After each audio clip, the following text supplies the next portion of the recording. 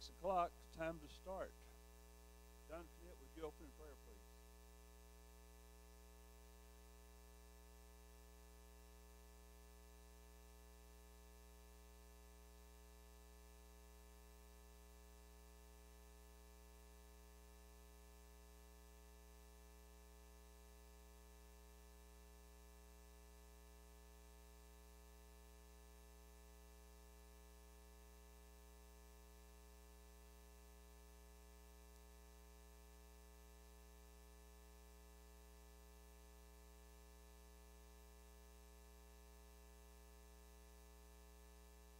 Mindy, I believe you're up.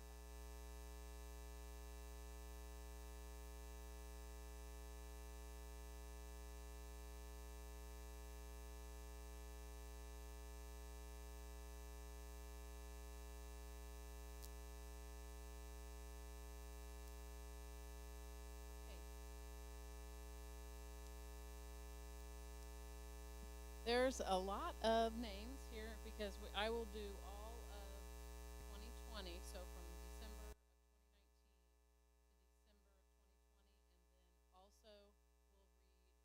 to December of 2020, and then also we'll read January through March of 2021. So for all of 2020, we have received by baptism Courtney Fogler, Cameron Higgins, Violet Jacoby, and Rayleigh Agnew.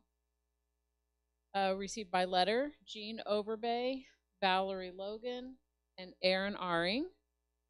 Received by statement, Mary Medley, Matt Teresa Hadley, and Ivy Brilhart. Deaths, Bonnie Henderson, Wayne McKinney, Art Bates, Barbara Chappell, and Charles Durbin. Transfer of letter, Peggy Todd, Bob and Adela Lunsford, Roger and Janice Pointer, Pamela Gist, Ken and Trish Lee, Michael and Jessica Baso. That was for the Nolan campus for all of 2020. The Plaza campus for 2020, received by baptism, Mason Montano, and deaths, Brenda Dimmitt, Arnold Sutz, and Richard Knight. Then for the Nolan campus for January through March of 2021, received by baptism, Ryan Miller. Deaths, Nylene Buchan, Violet Morgan, Dick Cook, and Pat Wolfenbarger. And transfers of letter, John and Cheryl Christensen. For the Plaza campus for January through March of 2021, transfer of letter, Fred Merrill, and Davina Montano requested to be removed from the membership.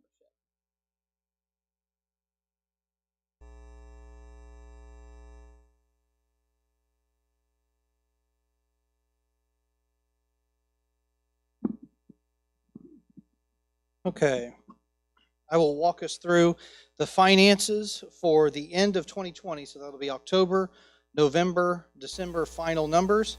And then we'll also have a report for January 21 as well. So it's a separate packet, so hopefully everyone has one. If you don't have it, there's one in the back right now. And this has also been sent out through PDF for everybody online if you want to read through it as well. Okay, so again, it's the same format as always, putting the summary up front. And then I'll highlight, in essence, the income and the offerings coming in, and then the total expenses going out. And then I'll highlight a couple of the designated funds as well. Okay? So let's go through October. You can see the bank account numbers at the top there, running about normal. The designated highlights there, we have Kingdom Expansion Fund at $43,951.10. The reserve fund sitting at $65,938.68. Total giving for October, and then budget needs, you can see there was a small shortfall of $19,075.74. Again, pretty quickly, but just going through the summary. Any questions on that part? Yes?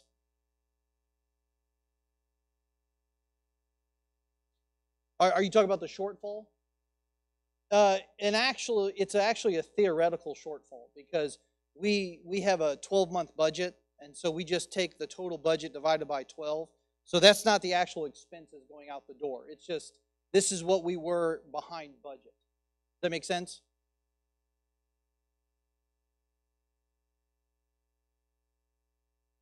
Compared to theoretical budget. The next page, I'll go what we were compared to actual expenses going out the door. That's the main difference. Does that make sense? Okay, all right.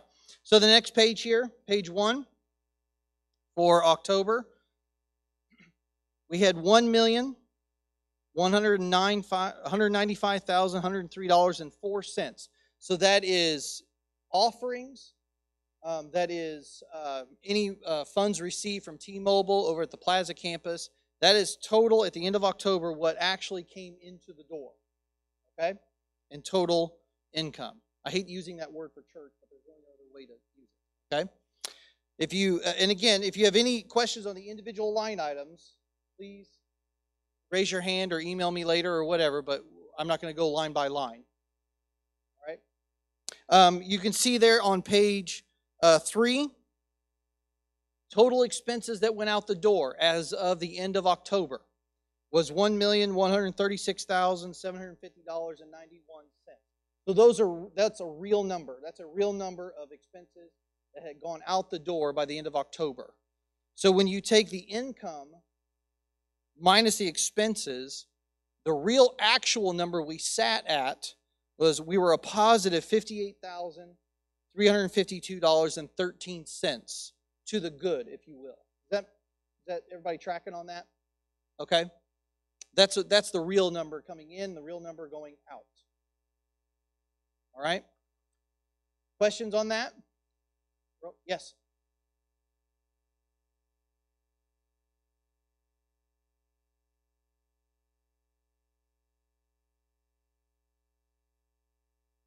Where are you looking? Give me a for instance. Well, we'll do one. Sorry. On benevolence.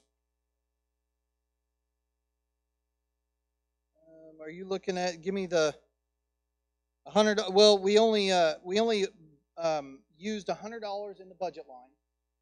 We had about $1,200 in designated benevolence.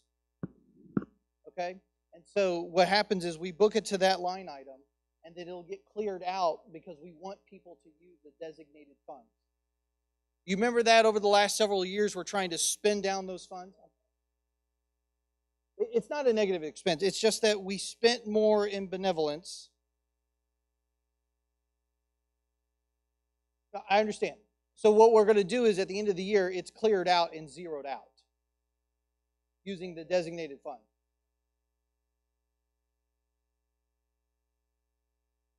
Yes, we also have donations that still go to benevolence as well. Right. Okay? No. No, this is how we're going to do the accounting for it. Yes. Until we can clear out all the designated accounts, you will have those kind of strange negative numbers in the budget.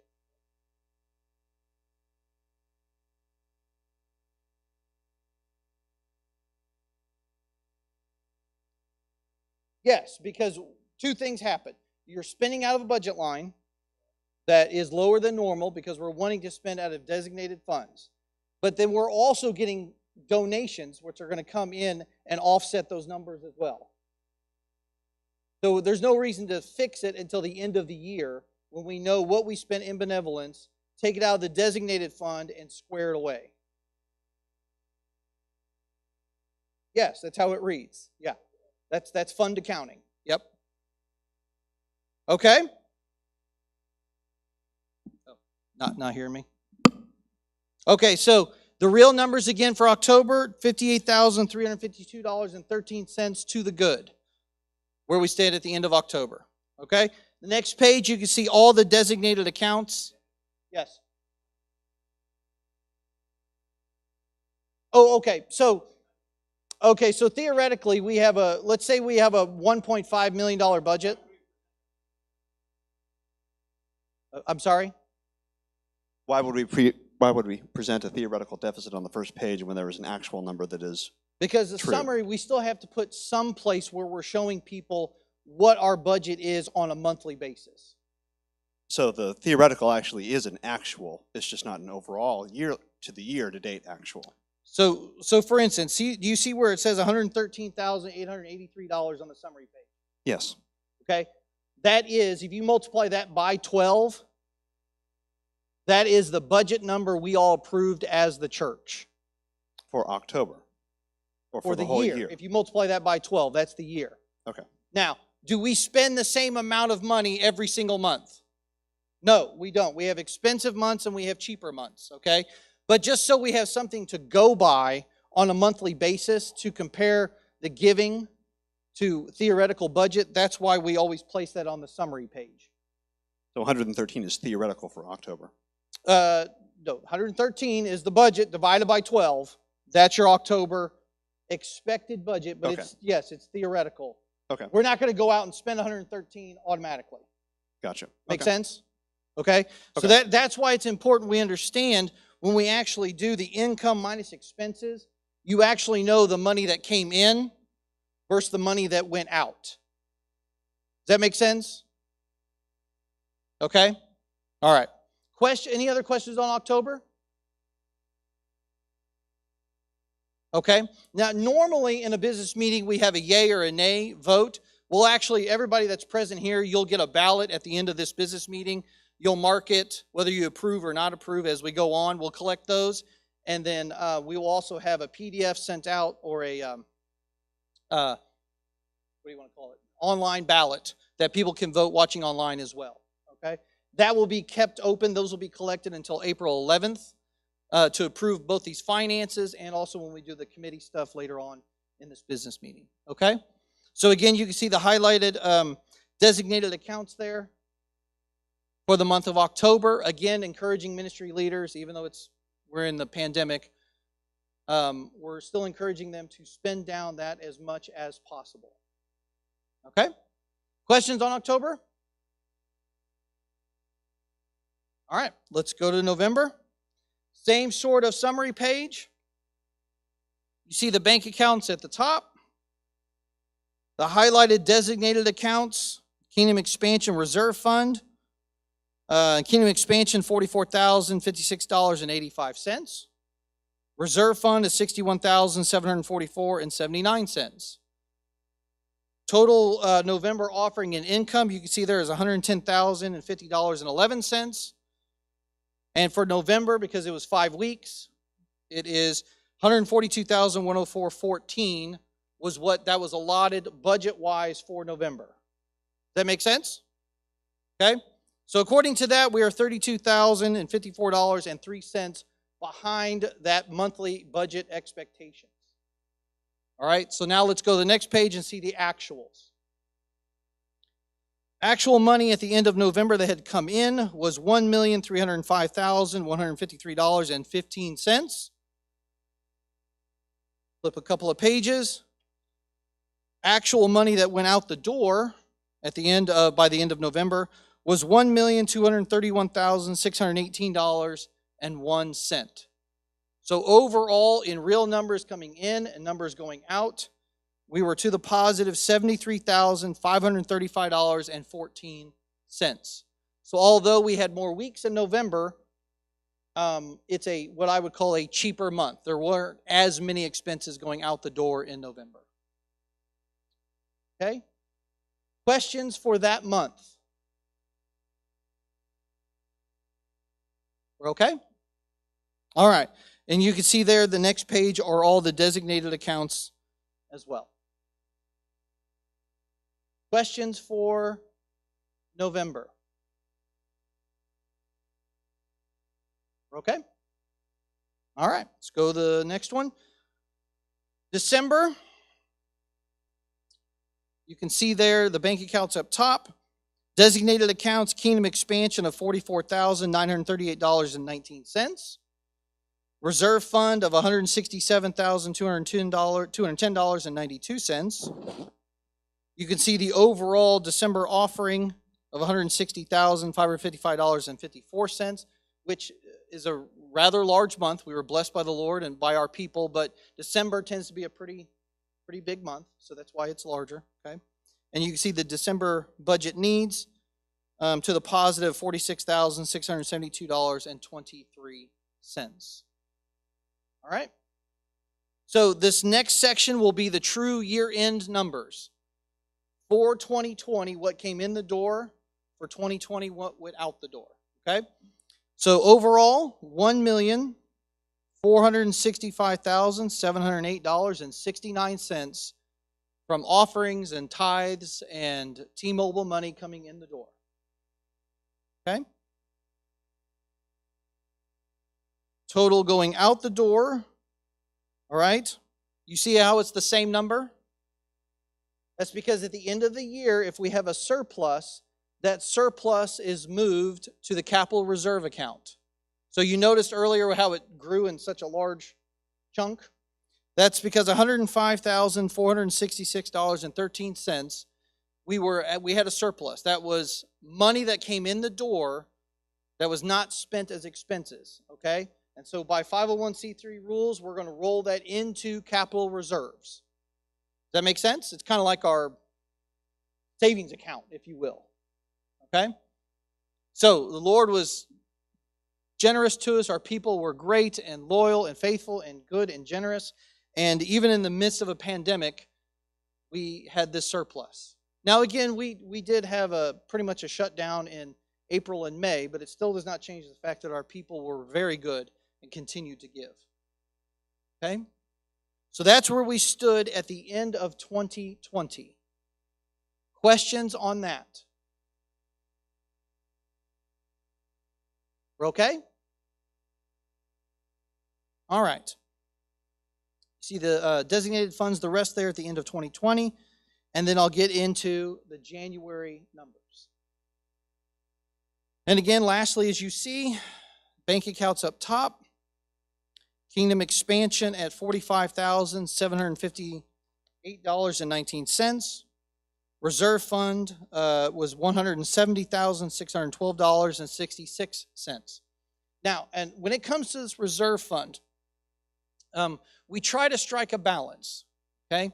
I have many, many people in the church that appreciate the fact that we have $150,000 in a savings account, in a rainy day account, if you will, okay? I have a lot of folks that hold that opinion. I have a lot of church folks that have the opinion of, do we really need to have a rainy day fund that's that large? Okay? So really that's my job and the finance team's job is to try to find a good balance of keeping stuff in reserves just as a backup, but then also taking care of some long-term needs, especially when it comes to having 2 campuses, 2 buildings, and a whole lot of air conditioners. Okay? So that's where we meet on a monthly basis and we talk about what needs to be spent, especially when it comes to large purchases. And I'll get into that a little bit during my ministry report about what we're going to do with this surplus and what are the needs that happen, okay? So anyway, but you can see there the January offerings of $105,276.67, $104,269.72 was again the new 21 budget divided by 12 and then attached to that month. Okay? All right. Next page here. Actual numbers that came into the church in January of $105,276.67. All right. A couple more pages to go. And then what went out the door was $104,269.72 of the difference of $1,006.95. Okay? So in essence, what came in pretty much went out for January. All right? Questions on October, November, December, or January numbers? Yes, sir. For the year end, Into December?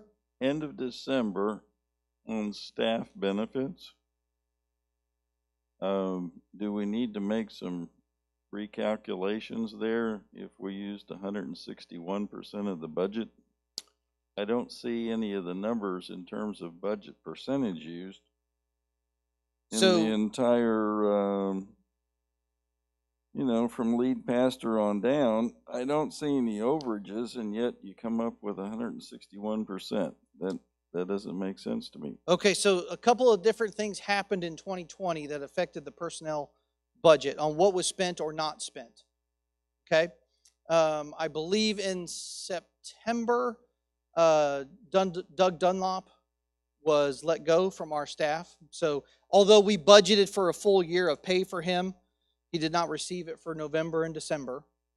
And then also we have adjustments when it comes to our insurance comes due in the middle of the year, both for liability insurance comes due in April, and we have our health insurance for staff that comes due in December. Well, but that doesn't explain how in 12 months' time, with never using more than 100% of a budget item, the entire amount is 161%, 61% over budget. Are you talking about just overall? Talking about the line that says total staff benefits.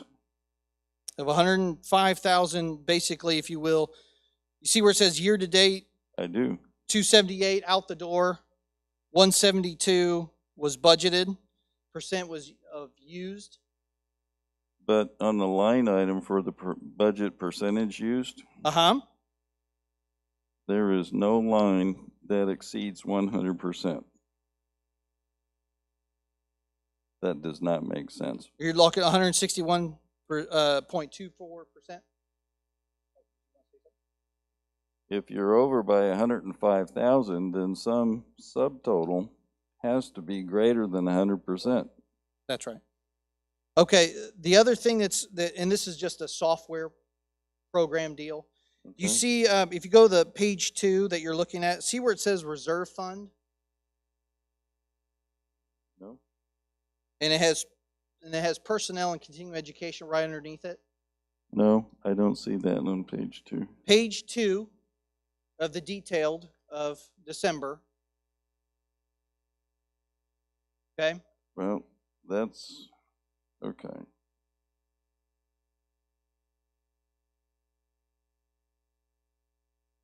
The short answer is this. We have differences in personnel, whether they finish the year or not. There are differences on where we have to guesstimate when it comes to health insurance on where we're going to be for the following year. So we have to guesstimate to the best of our ability. And then RDS is our software system. It places the reserve fund underneath this personnel portion of the budget. And so that's why it's brought in at 117,000 that sets you off to 160% over. It's just a software deal. That's not actual money coming in or coming out. So it doesn't have anything to do. No, the number is still staff affected. Benefits. Yeah, the number is still affected of what salary went out the door, what didn't go out the door, or insurance being affected. But the main portion of it is the fact that the software cost brings the reserve fund in there. Well, that still makes absolutely no sense, David, because you got a difference of $16,000 up on top. Okay. Page 2 Yes, says reserve fund of 117,000. I would say that RDS is a lousy system. Yeah, you could make your own. Well, I don't know about that, but I bet you could. but either way, each little system has its own little glitches, and you just live with what you have to. But that's not a little glitch. Well, it is because we understand it. So the reserve fund, you see where it says 117,000 and change right there as a negative number? I do. Okay. So if you turn the page, the budget remaining of 105,711 Is a negative. Right. Okay. You see how they're both negative? So between the two, there's really only about a $12,000 difference. That difference is the real difference. And that determines if, for instance, if someone didn't finish out the year or if we have an adjustment. Well, in I health understand insurance. that, but it isn't 161% of the budget used. I mean, I don't know how you can say with a straight face that this gives any kind of an honest look at numbers if everything is off by those kinds of percentages, but then we're explaining them all away that they're really not real. Okay. So, So that's my general comment. You can Right. talk about all of the details, right, all the details. but if I had a business that was the church, I would not accept All right. this. I would do it by hand instead. Okay, so at the end of the day, when I do the presentation for the finances, for transparency's sake, anybody can look at these, read them, come talk to me, text me, talk to Stacy at any time and any length when it comes to detail. The complaint of doing that in a business meeting consistently is we don't want to go over all the details in the business, which is, again, why we do what? What is the main thing I do when it comes to these detailed presentations? What are the two red boxes? What? Coming in versus the money that what? Went out. That was the main request when, especially during the merger, the main request is, can we make it simpler in business meeting to show us a quick summary, money coming in, money going out? Well, I understand that. For transparency's sake, you have it in your hand and you can look at it as much as you want. You can call me, talk to Stacy, and any individual item you want to ask about, please do. Absolutely. Yes.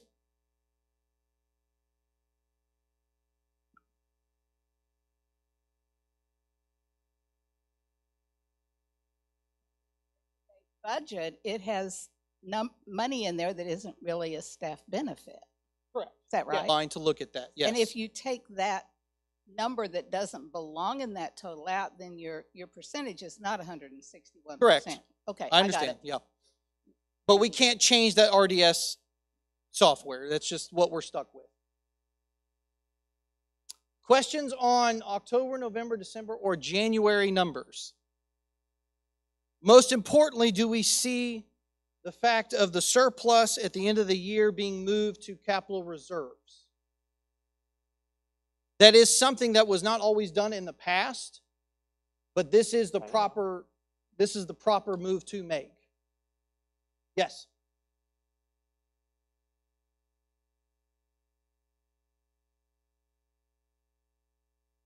It is. It is. Yeah. It is.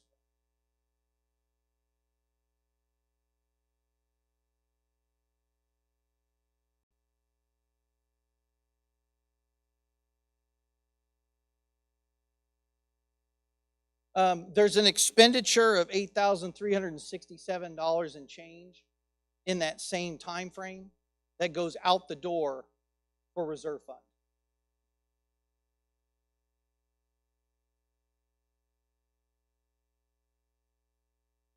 No, it's a rolling number. We're not adding the two together. No. So at the end of the year. Yeah. There you go. Got it? Dave, Yes. clarity, you have income minus expense at $1,000 in the positive in the summary sheet. Yeah, it's a In the typo. The backside? negative number got put in there. My clerk wants Yeah. to make sure that Yeah. that is noted. That was a typo. And if I'm also reading this correctly, the church gave at a 99% rate versus our budget last year for 2020. Oh, yes. That's pretty impressive. It is overjoyed. Thank the I Lord can't for tell you that. how many people I've talked to, other churches, other pastors. This past year was not kind to when it came to churches and finances.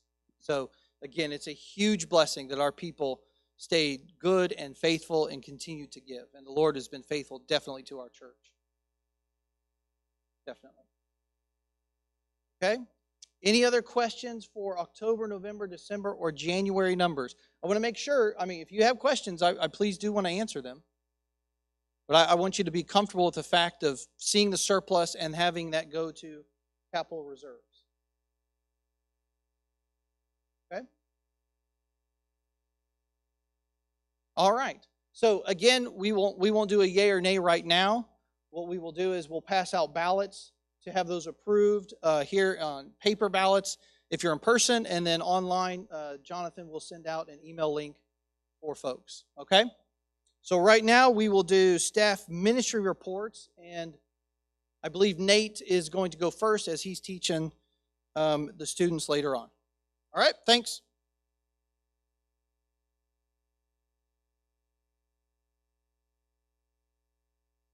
Good evening. I'm going to go first. I'm actually going to go over Matt's as well. Matt is leading the youth, and I'm teaching tonight, and so we're going to go first. So if you have any questions, let me know, but if you want to turn in your packet there, I think, let's go over Matt's section first here. It says the well has been going during Sunday nights in the fall and spring semester. We are currently studying world religions and how the gospel answers them. So yeah, youth have been meeting every Sunday night. I believe we started back in August, so we were meeting outside, and then we alternate campuses. We come in here, we spread out, we do kind of what we do Sunday mornings in here. It's not ideal, but the kids love being together, and so we make it work. They wear masks the entire time. They are really good about it, probably the best about it. They never complain, never once about it, and they keep those on, and so they're doing a good job of cleaning up and keeping their distance and all that. And so we look forward to getting back to somewhat normal, but it's been good to still be able to have the kids meet together on Sunday nights. Number 2 there for camp this summer, we'll go into Gulf Shores. We did that 3 years ago, going back to the same place. We stayed at a retreat center there, and it's on our rotation. Our plan for the student ministry is that our goal is that every 3 years, that the students will experience, first off, the ocean. We believe that students can see something bigger than themselves. That'll be something they'll never forget, so we take them to the ocean. The next year we take them to the mountains. And then the third year we take them on a foreign mission trip. And so we're hoping that by the time a kid graduates, they might be able to do that twice, but at least once they will have experienced those things. We were supposed to go to Nicaragua last summer, and that got canceled, so we're back on the rotation, and we're going to Gulf Shores this summer. Those are the dates there, July 18th and 24th. I believe there's already 50 or 60 students signed up, so we're excited to take probably about 75 to 80 total with adults and everything. Good numbers for our kids this summer. We're planning, he says here, Serve Wednesdays. During the summer, our students get together, and every week there's a different service project that we do. Some of our partners, like Harvesters and so on, we've gone and worked with them and do some community outreach things at some of our thrift stores and those kind of things that we support with our 3M. And so those are getting planned, and so we'll have some summer activities for the youth. Matt also leads a college small group on Wednesday nights, and that has been going on. He's got a good group of students there that he meets with, him and Kaylee, in their home. He also mentions here we're looking forward to how we can get Special Connections. Special Connections has not been able to meet with the pandemic, so we're trying to figure out how to do that. I do know that we need some people to lead that. So if you're looking for a place to minister, our Special Connections really needs a Sunday morning volunteer, a couple of them that would be willing here at our Nolan campus to teach that Sunday school class. And so that's Matt's report. Are there any questions on that I might be able to answer for you? Any questions about the student ministry? Okay. Right above there is my report. Number 1 there, first thing, I'll just read it here. Erin Aring, many of you know Ethan, but Ethan married a girl named Erin.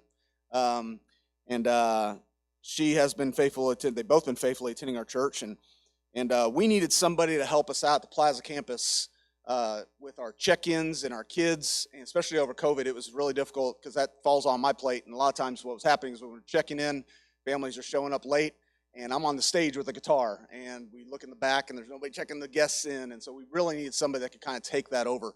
We also had times where check-ins, the Sims would really, Kyle and Melinda Sims would take that over, but they'd be in the sanctuary, and then there would be a teacher that would call me 10 minutes before the service and say, hey, I got exposed this week to COVID, and I got to stay home for 2 weeks, and I'm supposed to teach Sunday school class like this morning. And that happened quite often. So we looked at our budget and figured out a way that we could have Erin be a Plaza campus ministry assistant. It's a part-time thing where basically her job is Sunday mornings, to just be there at the campus, make sure everything's covered, and make sure if a teacher can't make it as that substitute that can do that, and also be there to greet everybody. It's been going great. She's been doing that about a month and a half and is doing a great job. So if you see Erin around, thank her for what she did. I mean, even this morning she was teaching children's church and helping out with that, giving our our wonderful children's church workers, Craig and Carla Shillcutt, a break this month. And so she's been great. So Erin's part of our team now, family ministry team on Sunday mornings. Number two there, the family ministry team, we continue to meet about every other week, and we talk through all of our youth and children's ministries at both campuses.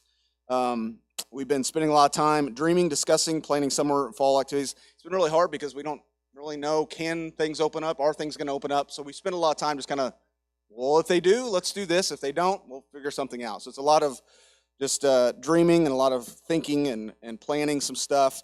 And so we do think things are starting to open up, looks like. And so we are excited to share very soon some re-engagement plans that we're looking for the summer, some kids' activities this summer, as well as some stuff we're looking at doing starting in the fall. So that'll just kind of one of those stay tuned kind of things, because we're excited about some things that might be happening this fall with our kids and youth. So we will share that when it is finalized.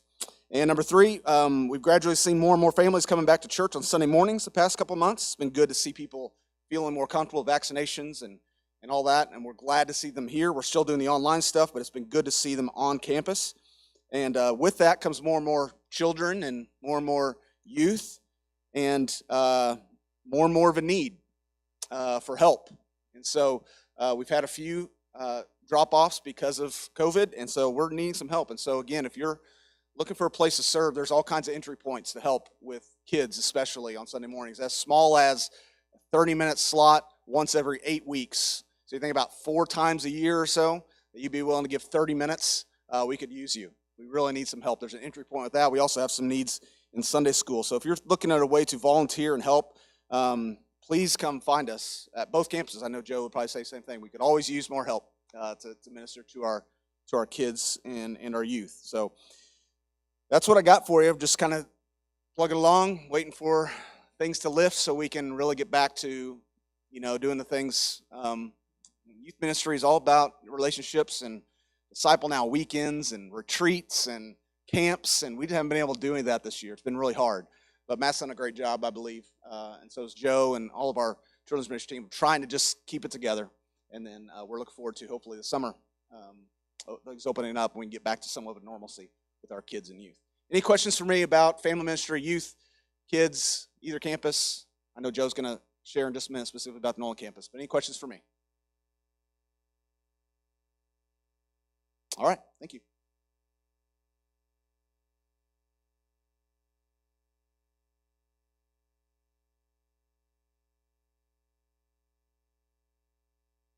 As Nate mentioned, we had more and more kids that are coming to Sunday school. And this morning was definitely one of those cases. We doubled the numbers from just last Sunday to this Sunday with children. So we were planning to add some new classes starting next Sunday, Easter, but it happened this Sunday. And so I do appreciate the extra support that I had just this morning. And I'm going to continue to work on recruitment for Easter. I have it covered now, but after this morning, I think I might have a few backup just in place in case we need it. In Kid Street, we've recently changed the times, and Ann and Karen just did an amazing job with the large group. And so it's really neat to see more and more kids coming and really benefiting on the detailed plans that they do.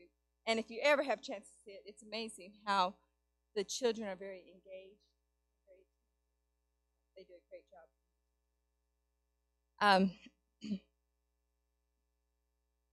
job. We're also working on some, for the Sunday school time, just to make sure that we have enough activities that reinforce the large group.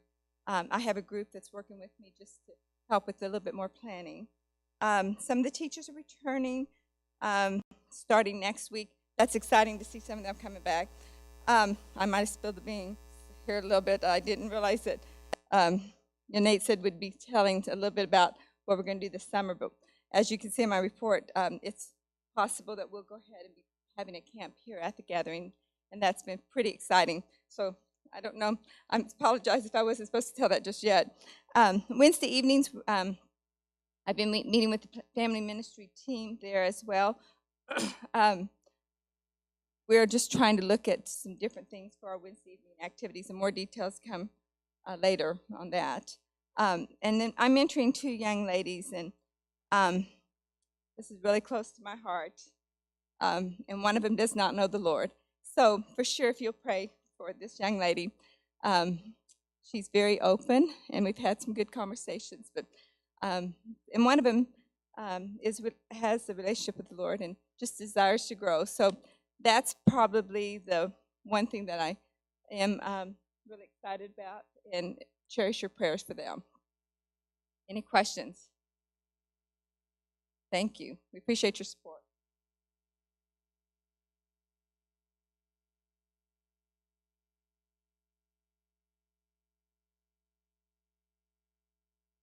Good evening. It's good to see you all. Just can't thank you enough for all that you do. And man, you've been patient. The church has been faithful and very patient through COVID, and your excitement of the gathering is just building each week. And so we're glad to see more people back. We wanted to give you an update with Francis. You can read his report yourself. I've been texting him throughout the evening, and just he really covers your prayers a lot. They're probably going to move his mom home maybe as early as tomorrow for just to spend the last days of her life with family. So, and if you could just don't send text or phone calls right now. Just send cards if you like to here at the church. A lot of people ask for his address from me today, and I've been shooting it out. But it's overwhelming right now. So he says lots of laughter and lots of tears are being shared in the ICU unit right now. So, but take a look at his report and just check that out. And those online, continue just to pray as well. And thanks for joining us. And again, being so patient with us during this time and being so faithful has been incredible. I'm just going to go over a few things with Discipleship Ministry. That's probably been one of the most challenging things during COVID because it's space issue. You got to keep people 6 feet apart in small classrooms or in homes. And so we really haven't fully ramped up our discipleship ministry on campus or off because we're very limited. But most campus or most small groups are meeting. I'd probably say a good 80% are meeting, but they're not at the potential they could be because of still people not coming back and being into a small classroom with people. So, but we're getting there, and it's going to be close, and we can't wait for that. But so off campus, on campus, and it's much easier and much better at the Plaza campus. I think they were fully engaged in Sunday school, and which is amazing. So, but we're going to get there, and we're excited about that. When it comes to men's ministry, that's one of the things that really hasn't really stopped a whole lot. Those groups are much smaller, so they've been meeting off campus. Now they're about allowed back on campus as well. We do have a men's getaway planned for September 10th and 11th. Hopefully by then we can go out to the Jabez Retreat Center and go out there and just worship the Lord together and study the scriptures together. So we're excited about that, and we can't wait hopefully for that to happen. What we did is we flipped with the women. The women ministry came to us and said we'd like to have for the spring to do our women's retreat. And so we changed with them. That's how it was years ago. And so using the men's retreats in the spring, but this year it's in the fall. So guys, hopefully that'll be coming down really soon. We are going to try to maybe reincorporate the men's breakfast, alternating campuses every other month. That'd be bring your own breakfast type thing, kind of what we do with some of our small groups. You bring in your McDonald's McMuffin and coffee, and we'll do a Bible study together around tables and keep 6 feet apart. But we're looking at that and what those options are. Now they kind of reopened some things and done some things differently. We're allowed to do that. One thing that's been really great is missions. You know, that's one of the things you think that would probably suffer the most. Actually, it's one of the things that's thrived the most during COVID and coming out of that. So you can kind of look through there, highlighting you guys not only faithfully give the budget, you give the 3M, and for that we're grateful. We raised over $2,000 for Rachel House. The actual numbers came in over $1,000 to send to Texas for water. Bottled water went down.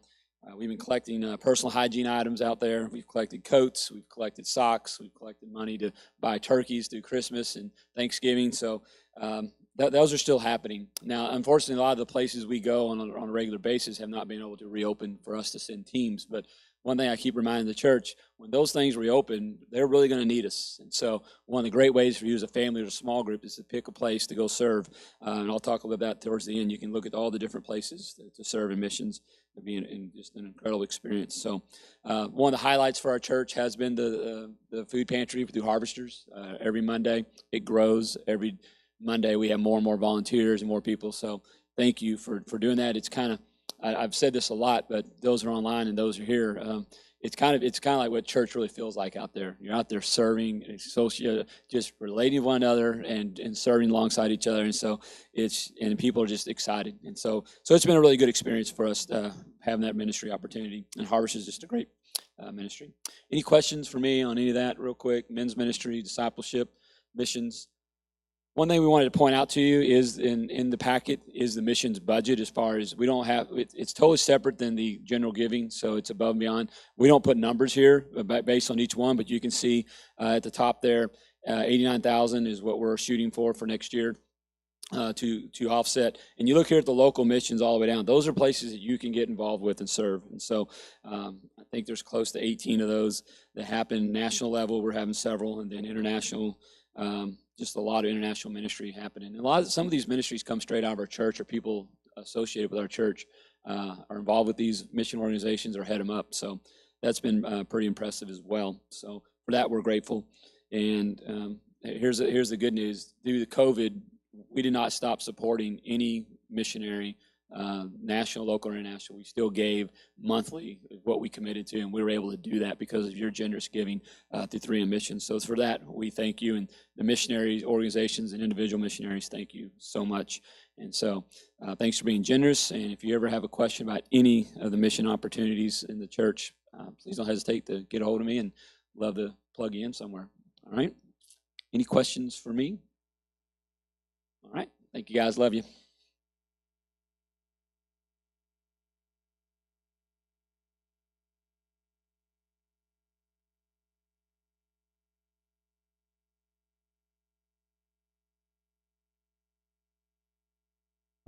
Hello. You can kind of read my report. I'm just going to touch on the highlights of it. Basically, during this time, it's been quite interesting. From just to figure out kind of a way to pivot as far as creative training. And so one of the things that we've done during this is done a lot of new training from AV to just taking existing worship leaders who were involved during COVID and really kind of push into helping train them to be even more proficient and be able to take more of an out front part in leadership. And so you probably noticed that in services, a lot more broadening the base of our leaders.